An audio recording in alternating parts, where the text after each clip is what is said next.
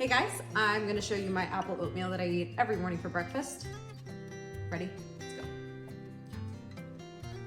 All right, so you just follow the liquid ratio on the oatmeal. And so it's what, a cup of liquid to a half a cup of oats.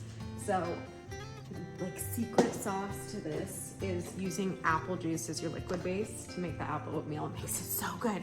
But as you probably know, juice is full of sugar and calories. And so if you're trying to lose weight, 120 calories for a cup. So what I do is I do half a cup of water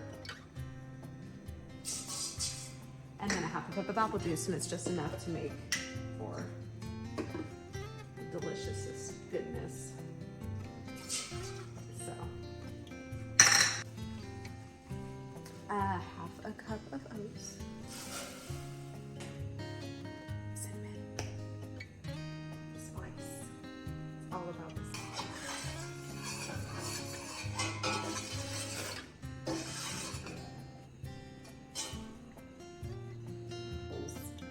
And top that. Every time I make a video, I spill everywhere. Something.